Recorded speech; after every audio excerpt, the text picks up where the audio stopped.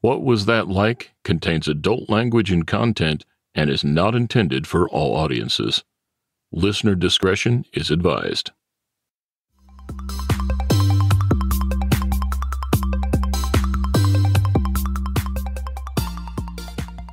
Welcome to What Was That Like? I'm your host, Scott Johnson. This is a show where we talk to regular people just like you or just like me, who have found themselves in an extremely unusual situation. We'll hear their stories and get inside their head because we all want to know, what was that like? More information about each episode at whatwasthatlike.com. Here we go.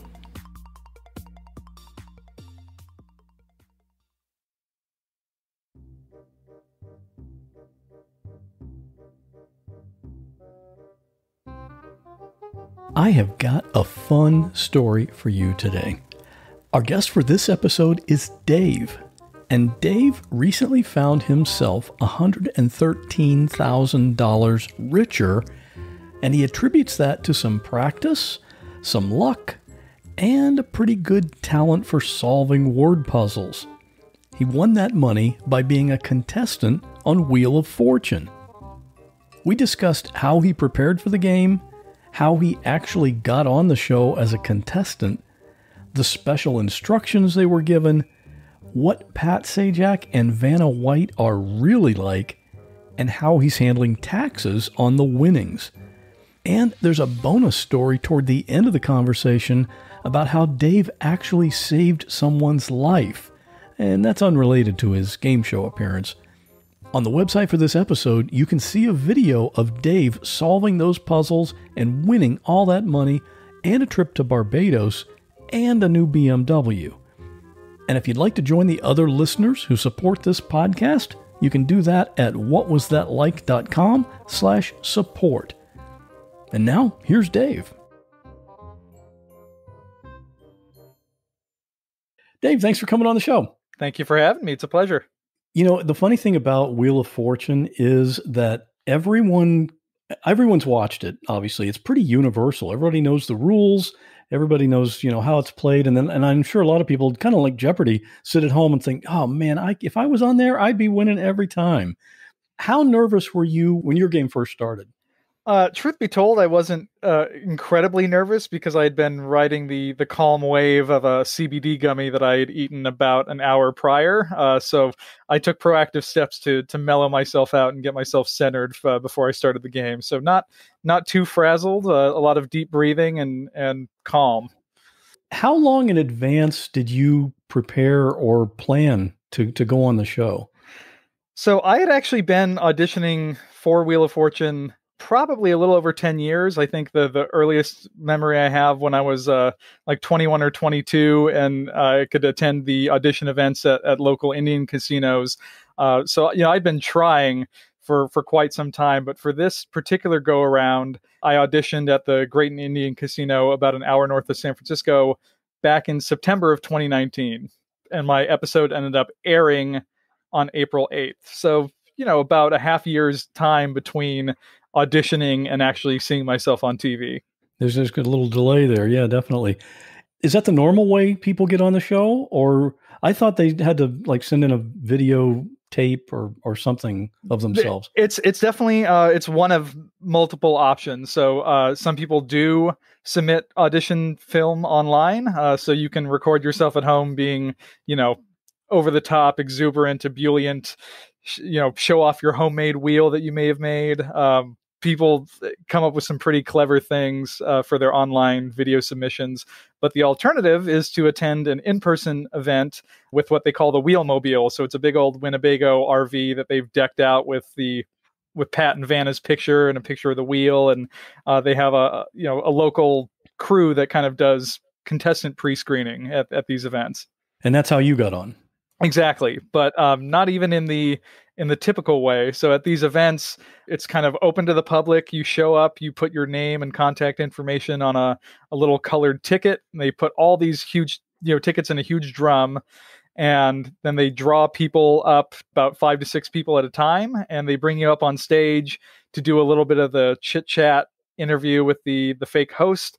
And then after everybody's done their little personality expose, then they have you play a mock version of the game, which is a little bit more low tech. So instead of the monitors with that, Vanna would sashay across and touch letters on the screen to reveal, it's just a bunch of whiteboards, little whiteboard tiles and a marker, and they fill it in by hand. It's pretty adorable. When someone gets selected to be on the show, is it kind of like a vacation and they fly you out there and pay for everything, or? Couldn't be further from the truth. So it's actually one of the reasons that they offer a guaranteed $1,000 minimum to appear on the show. It's because that's kind of like their thank you for paying your own way to and from Los Angeles to come to your taping. So you're required to pay your airfare, your hotel. If you want to stay with a friend nearby, you're welcome to do that. They do offer like the Sony discount rate at certain hotels nearby in Culver City that are easy to get to the studio from. But other than that, you're paying for your meals and your airplane ticket and your hotel for the journey. When you're at home, do you usually watch the show and solve it before the contestants do on TV? I fancy myself a pretty decent puzzle solver, as was evident during my episode. Definitely like watching at home. I'm pretty fond of yelling at the TV and I would watch with my parents and they'd be like, how did you already get that answer? It's like, well, I've been staring at these puzzles long enough for almost 25, 30 years. You get used to certain patterns and a lot of that just becomes obvious. Did you have a particular strategy for preparing for the game? Yeah. So when I found out that I was going to be on the show, which was, I think I got my letter in the mail around mid-February. And at that point, I was unemployed for reasons entirely unrelated to the ongoing pandemic. So I had a bunch of free time on my hands, aside from raising the puppy. So I started playing the Wheel of Fortune mobile game almost as a part-time job, probably 15 to 20 hours or more a week for the month leading up to my show. And that mobile game uses puzzles, old puzzles from, previous seasons in the show. So you kind of get used to seeing historical puzzles, seeing what's been used, figuring out the patterns, figuring out, words that get repeated pretty often, that sort of thing. And that's an app on your phone? Yeah, it's called Wheel of Fortune Free Play. It's like the official Sony sponsored mobile version of the game. Okay. All right. And we should mention we hear the puppy there in the background. We do. Sir Augustus Theodore Corgington Esquire is being a little chatty this afternoon, but And I know you mentioned the pup on the show, and when you said that name, Pat kind of made a joke about, I forget what was it he said. He said it's even just naming him, it sounds pretty exhausting, and I had to concur with that. That is a long name. I just don't think he's not used to me wearing these headphones. It's something new that he's never seen before, and he's just kind of. And he's hearing your voice and not getting all the attention, probably too. Exactly. Right? Okay, so let's talk about the day that you were there and on the show. Now, what a lot of people don't realize is there are multiple episodes filmed on the same day. Yeah, so typically they'll tape 5 to 6 shows a day. Mine was a 6-day taping. So in my case, they were filming for Great American Cities Week, honoring the San Francisco Bay Area.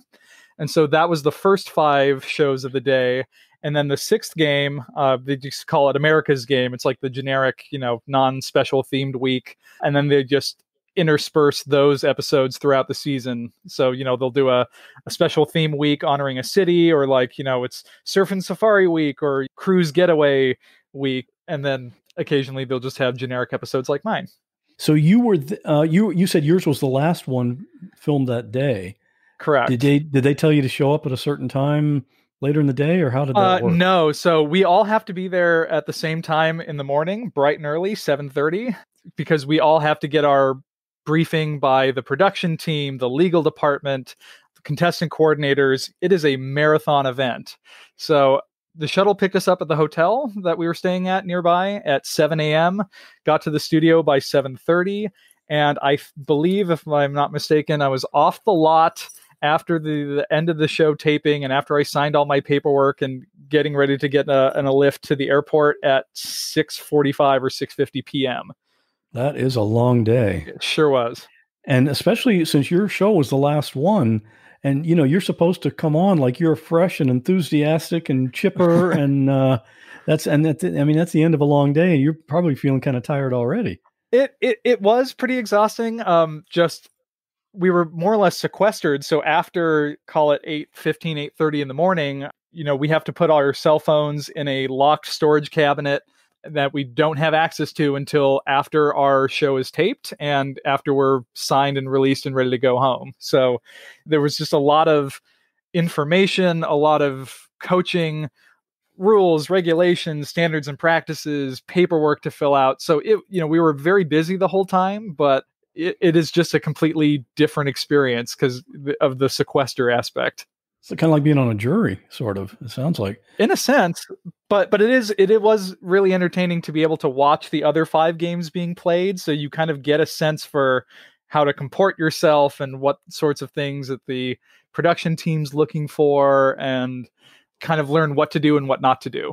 Yeah, that does seem like it would give you a little bit of an edge to learn from maybe the mistakes that the ones that went before you made.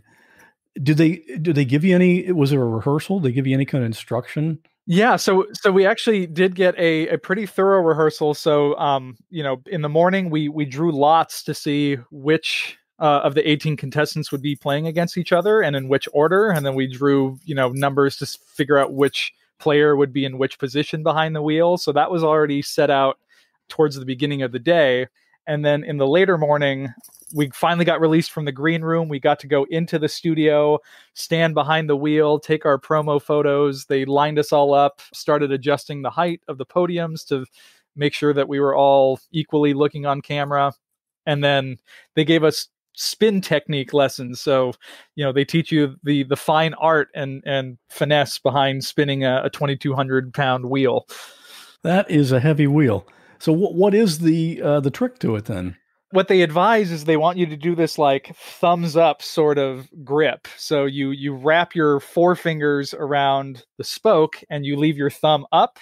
You reach past the flipper of the player to your right and you pull it towards you and push away.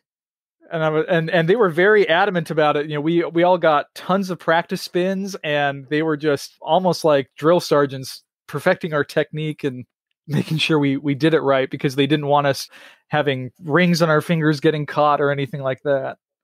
Yeah, that's something I wouldn't even have thought of. Do they tell you to over enunciate? Because it really sounds like when people are saying words that's not how normal people talk.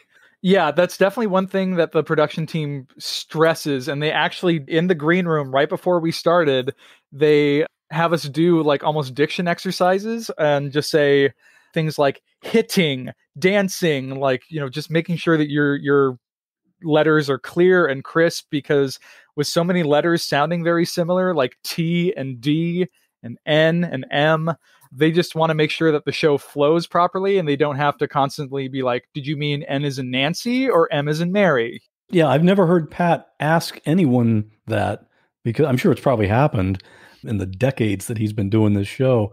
But yeah, I'm sure they do all this to plan ahead for stuff that they know they can anticipate might go wrong. Exactly. And they also, are cognizant of players come from all across the country. So they may have a regional dialect that could affect, how they say certain things. Like I have a friend from New Jersey who pronounces water like water, and there's almost like an O sound to it. So they're cognizant of these sorts of things, because it could sound a slightly different for somebody else that it would be for me, but it's still technically a correct answer. Now, you mentioned on the show that you perform with the San Francisco Gay Men's Chorus. The fact that you are on stage sometimes, did that help you during the game? I really think it did. It was, I think, beneficial for a number of reasons, primarily of which I'm used to being on the stage. I'm used to being in front of a crowd. I've been a soloist with the chorus before, so I've had those kind of high intensity spotlight moments that could be pretty nerve wracking. So that definitely prepared me just for the nuances of being on stage and under bright lights, but also from the perspective of having clear diction and a loud projecting voice, which is two things that they always really like to have contestants have on stage. So combine that with some decent puzzle solving skills, I think it made for a good contestant. You've been training for this for a long time. Huh? Oh yeah. It's funny. My parents will tell me stories of when I was about 2.5, 3 years old. I would toddle around the house and be like, Mom, I want to buy a vowel. So my parents credit Wheel of Fortune with teaching me how to read at a very young age. And so that show's always been a part of my life. My uncle was on it in 1981, I believe. And, I just like following in his footsteps. Wow. 81. That show has been on forever. I don't know when did it, do you know the year it first started? I want to say it was late 70s. I feel like I should know this, given just how much I've read about the show in the intervening time. But it's definitely late 70s. They're on season 37 right now of the current primetime iteration, but they've been daytime versions, they've been special evening primetime editions. Wheel 2000 was a thing briefly. But yeah, the core Wheel of Fortune primetime experience as we know it is in season 37. And it's changed quite a bit as well over the years. I remember back in the early versions, at the end, you didn't get cash. You could pick from all the kind of the junky prizes that they had sitting on the stage, the ceramic Dalmatian and the infamous Dalmatian. I'm sure people are glad now they get stuff that's a little more valuable. Can you talk about your opponents, George and Chad, and how did you get along with them? We have a chance to really get to know our fellow contestants pretty well during the taping day. Like I said, we were there all together since 7:30 in the morning through middle of the evening, like dinner time. So we got to know each other pretty well, just hanging out in between briefings and hair and makeup and watching all the other games being taped.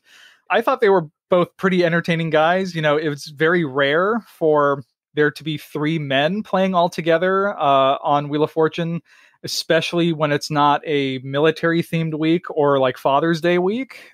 If I recall correctly, the last time there had been three male contestants in one show was something like 2014.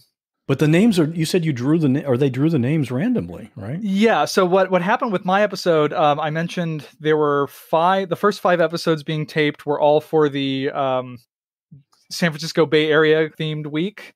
And so since I had been a San Francisco resident for 12 years, just prior to moving before my taping, they had me as an alternate for the San Francisco shows. So they said, okay, in the event that we have somebody who bailed and can't make it, or you need to step in, we'll have you fill in for one of the first 5 shows. Otherwise, you'll tape in show number 6. It turns out they had one other alternate besides me, and she was also on the docket to be a fill-in for the San Francisco shows. They had one vacancy, so they drew lots. I basically had a 50-50 shot of being in one of those first 5 games or being at the end. Turns out I was show number 6 as planned.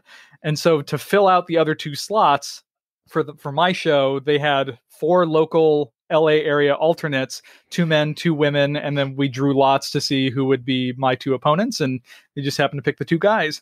So it was George and Chad. Yep. And so you got to know them sort of throughout the day. Exactly. I thought they were pretty fun. We had some pretty good camaraderie going on. Kind of joking about like, when's the last time you've seen 3 guys playing Wheel of Fortune? I think one of the jokes is we're all standing up there. It's like, yep, this is Wheel of Fortune white male privilege edition, which it definitely had that kind of feeling, like when you look and see all of that on stage. One of the things I thought was fascinating was before we started taping, like just about the time that we were about to start rolling camera, we're putting the final adjustments on our podiums to make sure we were all going to be the same height on camera. And Chad looks to both of us and says, man, savor this moment, boys. And I'm like, you know what? That's a really cool, great thought. And then he ends it with, especially you, Dave, because this is the only time you're ever going to be as tall as the rest of us. And for the record, I'm about like 5'6.5" ish, and everybody else on stage had about 3 inches or more height on me. But I just was kind of taken aback by that, and I'm like, that seems a little unnecessary. But okay, like I don't know if that's your psych out technique or whatever have you. But if that's the way you want to operate, then let's play this game. Bring it on. Yeah. And and you were up for that challenge, obviously. Certainly. The game itself, obviously everybody knows how it's played, but for the bonus round, is that part a little more dependent on luck as opposed to the regular part of the game? To a certain extent, luck and skill are definitely both things that are required to be a great Wheel of Fortune contestant. I mean, you could have some of the best puzzle solving skills in the world, but if you keep hitting bankrupt or lose a turn on the wheel, that does you no good. Conversely, you can get a $5,000 spin on the wheel, and if you guess a dud letter, well, then you've lost control of the board, and now it's your opponent's turn. So it's really the combination of the two that's essential.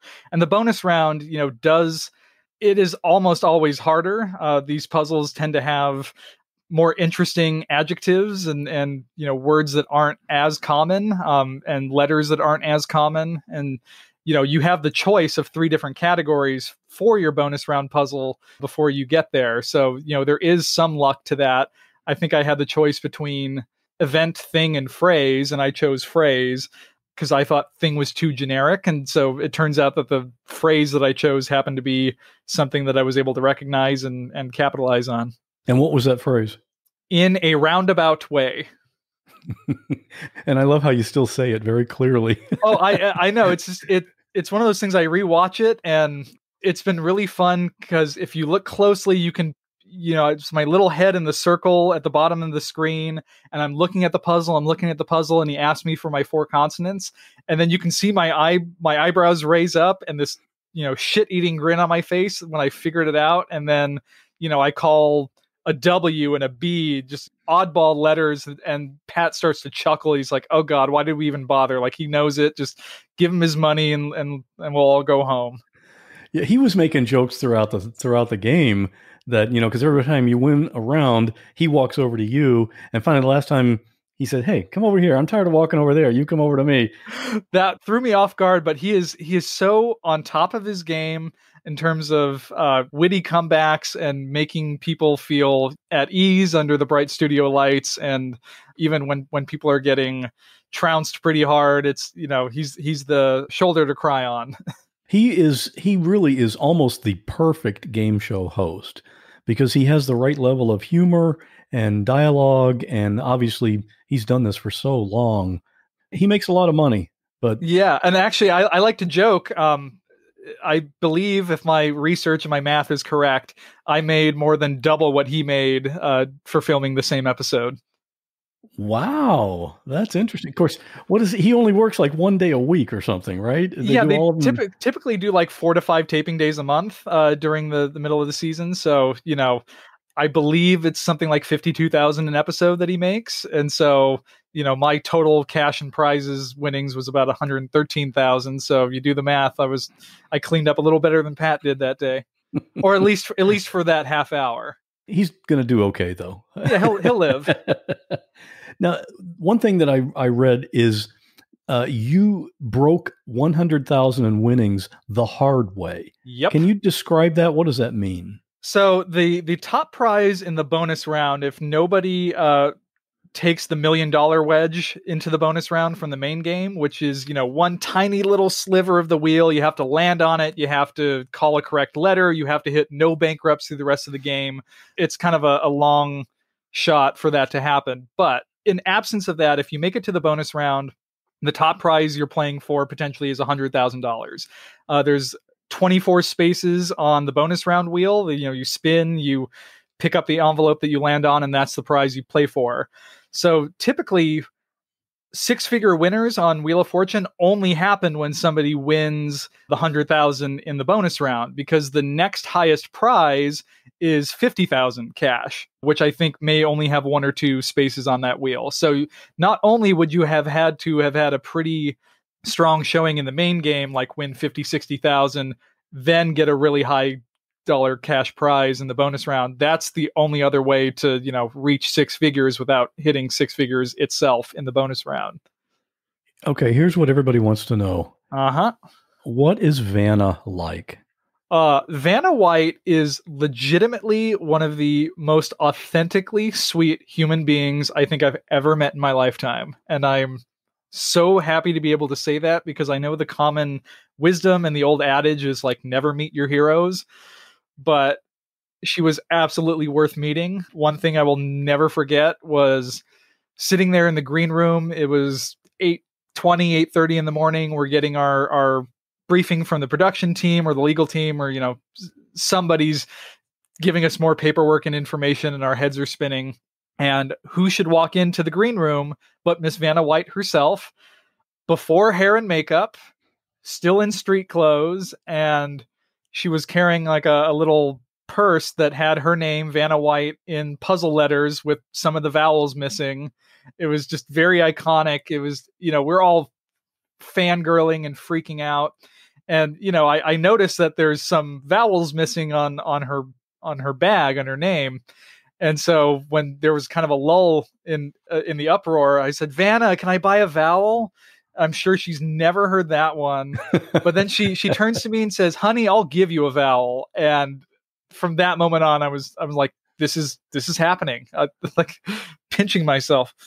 She is. That's just a name that everyone knows.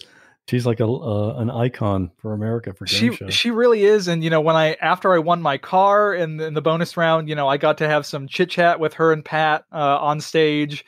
And, I'm sitting there. I've run over to the car with my dad, who was in the audience with me. I hop in the passenger seat, and she's standing right outside the car, clapping, smiling, congratulations. Like, I heard you needed a new car anyway. Like, this is amazing. Like, she was so authentically joyous for everybody who came through the studio that day.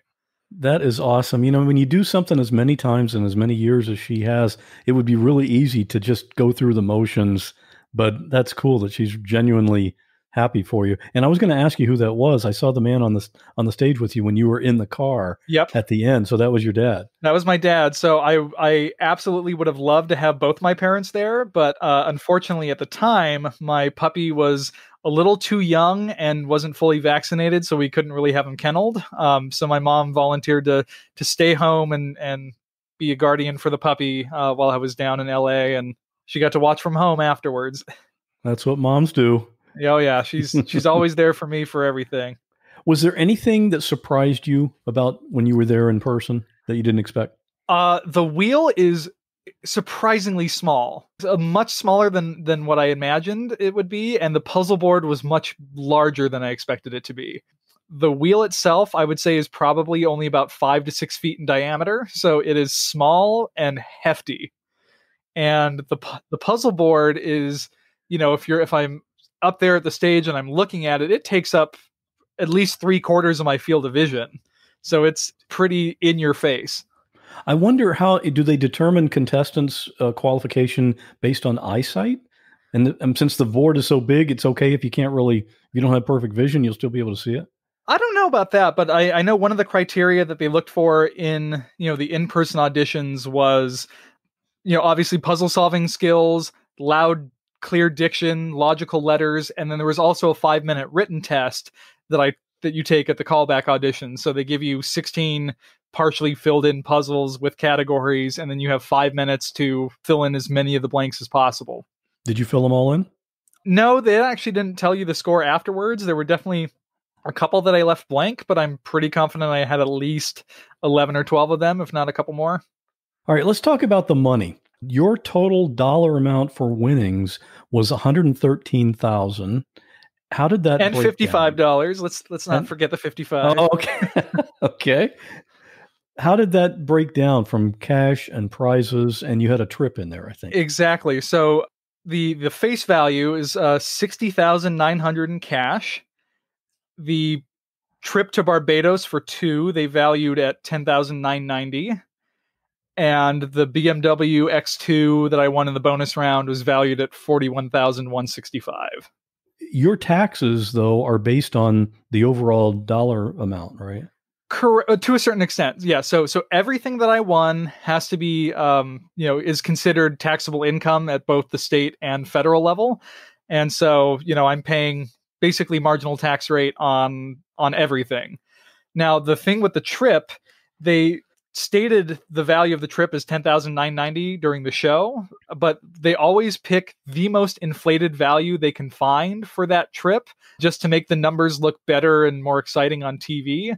But when it actually comes time to book, the price I actually pay for those accommodations, or the price that the production company pays at the time of booking, is what I'll be able to claim on my taxes. So based on research, and I don't know if the prices are just artificially depressed right now because of the ongoing pandemic, but I've determined that this trip in reality probably won't cost more than about $4,000. That's quite a difference. It is quite a difference, but it just means I'll only have to pay taxes on $4,000 instead of almost 11.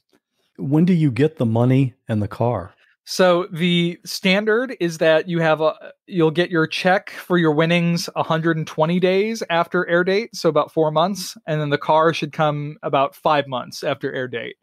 I've been hearing from other recent contestants that because the production office or the production of the show is more or less shut down, they're not taping any new episodes, but people are still working from home and processing all the winnings from previous contestants, that things have been ahead of schedule by about a month. So I'm anticipating getting my winnings in August, but it could come in July if things are holding up according to current patterns. So I'm sure you've probably talked to an accountant or a tax specialist to make sure you optimize everything. Yeah, I mean, I do have a tax guy that I will be talking to, but my educational background is in accounting and finance. And so, I kind of have a good sense of where to go as a baseline. But, this is the first time that I have unemployment income, and I sold a house, and I have, a big 1099 game show income. And it's a very complicated tax year. So, and tax isn't my specialty. So I'm definitely going to recruit some outside help for that. Leave that to the specialist, definitely. Yeah. One of the fun things, because it's 1099 income, you're considered an independent contractor for that one day, like, as a game show contestant. You're actually able to write off your flight and your hotel and your meals and your transportation for the taping. So, I made sure to keep all those receipts and give my Lyft driver a $35 tip coming back to the airport, because I was wanting to spread a little bit of the wealth, and I knew I'd be able to write it off anyway. And those were all expenses that you incurred in order to get that income. So precisely. Seems like there's no question about that. Are they, because of the pandemic, and I should mention we're recording this in early May of 2020, everyone's quarantined and this whole thing's going on around the world. Is there going to be like a gap in airing of shows if they're not recording any new ones right now? Yeah. So the season, if I'm not mistaken, typically ends in July. So my episode taped on March 12th.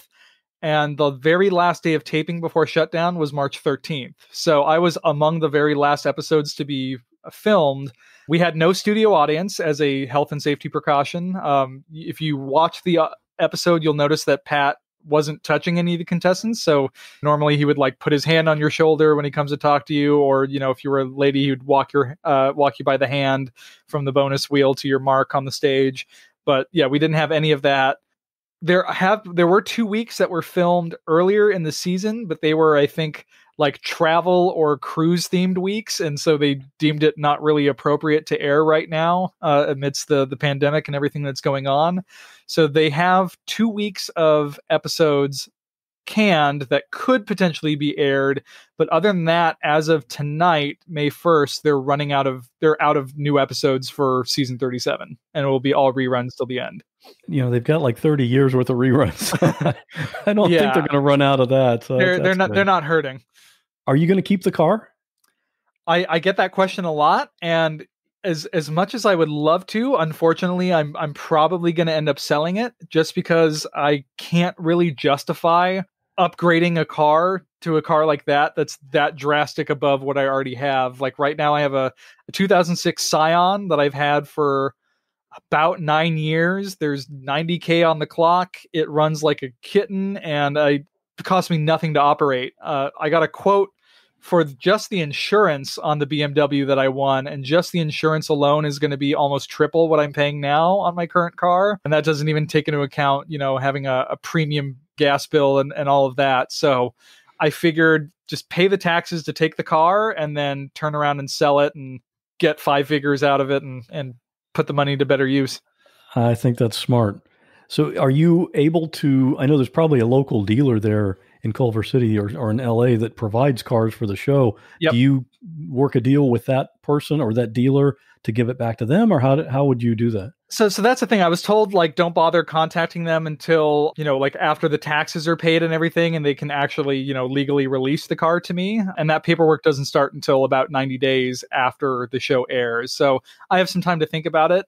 I think it's really dependent on the dealership. Some people have said that, like, yeah, you can basically get whatever the value of the car was on the show as a credit towards anything on the lot. So if I didn't want the X2 specifically, like maybe they had something else that was more my speed and I can just take ownership of that instead. But truth be told, I'm really not much of a BMW guy, and I won from a BMW dealership. So there's not a lot I can do there. So for the cash that you're going to have after the taxes are all paid, what do you have plans for that? Yeah, I've done some back of the napkin math, and I figured without any other interesting tax things that I might not be aware of, and after I sell the car for what I can get for it, I should have about 65 grand in actual usable cash. So one of the things I had planned for that was putting some new siding on my little mobile home by the beach here. So it's more of just a cosmetic thing and to keep the value of the home up. But, if I'm going to be here for a while, sheltering in place, I might as well look a little nicer. I've been doing other little fix-up projects around the house. My parents need a new washing machine because theirs went on the fritz, so I just bought them one recently. My brother's mobile home needs a little bit of help on the roof and some of the pavement in the driveway, so helping him out with that. Other than that, I'm just going to be boring and save and invest like I have been doing and make this nest egg work for me a little bit. Spreading the wealth around, that's just a confirmation that you're not a BMW guy. No, and that's the thing. It's like, I could drive this super fancy car and burn through my pockets a little faster, or I could, sell the car and use the money for better things. Yeah, do some good, right? Are you planning to be on any other game shows? Have you thought about that? I'm definitely. You seem like a natural for it, I game shows I've been kind of obsessed with. I would watch Game Show Network all the time as a kid. Like vintage game shows, for whatever reason, speak to a part of me that I just can't get enough of them. I've auditioned for Jeopardy every year since 2007, which was the first year they introduced the online test. I've made it to callback auditions twice. So I did once in 2007 for the teen tournament when I was right on the cusp of turning 18. And then once, I believe it was last year or 2 years ago. So I've gotten very close within striking distance to Jeopardy as well. But there is a cool-off period of sorts. So because of my appearance on Wheel of Fortune, I'm generally not able to appear on other game shows for at least 12 to 18 months from my original air date. So I can still do it. I've had actually a friend in the Game Ends Chorus who was on both Wheel of Fortune and Jeopardy, so it is definitely possible.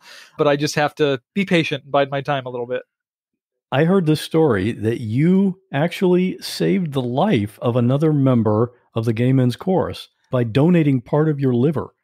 You want to tell us about that? What happened there? That's true. So I joined the chorus in fall of 2015, and it was right after the time that a fellow member of the chorus by the name of Ross Woodall was getting too sick to continue singing with the chorus, so he bowed out. So our paths never really crossed when we were in the chorus separately.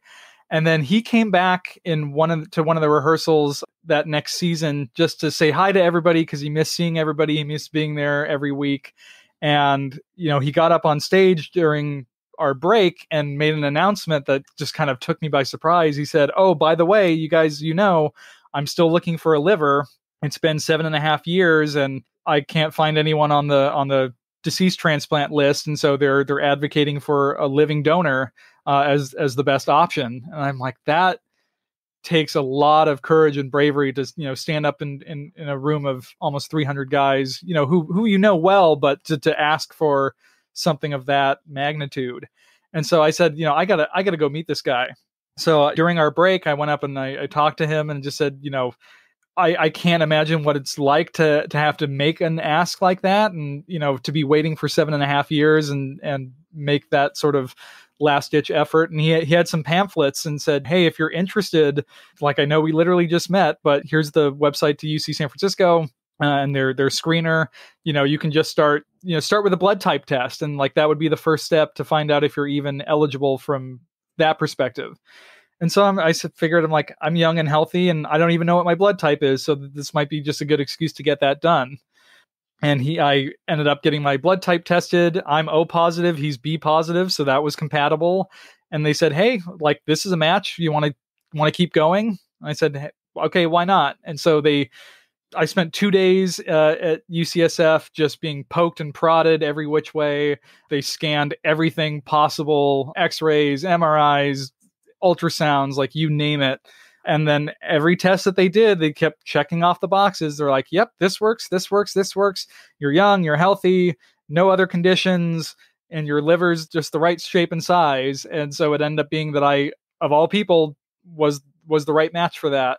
And so, with the blessings of my parents, it was January 27th, 2017. We both went under the knife. I was under for about 8 or 9 hours. He was under for about 11, 12 hours. And we both came out the other side happy and healthy. That is incredible. And for someone that you really didn't even know. Yeah, but we got to know each other really well through the whole thing. So, once we found out that I was a match, started to get to know him better, we actually we were singers in the same section. We were both upper second tenors, but we didn't know that until we got to know each other. So had we both been in the chorus at the same time, we would have been singing the same notes with each other. I found out that he also played accordion, like I play accordion. And just the more we got to talking, the more we realized there were all these similarities between us that just seemed too coincidental to be coincidence. That is great to be able to do that for someone and be willing to do that for someone. And, who says nice guys finish last? Oh, exactly. Nice guys sometimes get the third highest main round score of Wheel of Fortune of all time. That's right. Well, Dave, that's a great story. I love hearing this kind of thing. I'll have the video of your show on the website and the show notes for this episode, so people can go and watch that. And thanks for sharing your story. Thank you so very much. It's been a pleasure, and I can't wait to see the final product. All right, I hope you enjoyed that one. Dave's a great guy, so it's nice to see him win that money. And before we head out the door, I wanted to let you know how you can get involved and connect with me and the other people who listen to this show. Probably the best way is to join our private Facebook group, which is at whatwasthatlike.com/Facebook. There's lots of great discussions in there. Hey, you remember Dan, the prison consultant from last episode? He's in there answering questions, and several other past guests are members of that group as well. You can also follow me on Instagram. I think I have like 8,000 or 9,000 followers over there, and that's growing all the time. And I post something kind of odd or unusual almost every day there. My Instagram is What Was That Like, if you want to go check that out. And I'm ramping up my Twitter. I know Twitter is really huge for having conversations, so you can always contact me there. And my Twitter handle is WWTL Podcast. And the show is in lots of other places too. I'm not going to give you all the links to all these places here, but you can find What Was That Like on YouTube, Roku, Spotify, Pandora, Stitcher, iHeartRadio, Radio Public, Podchaser, Reddit. We even have our own subreddit for this show. And links for all of those are on the podcast website at whatwasthatlike.com. Thanks again for being a listener, and especially for telling your friends about the show. I'll see you in 2 weeks.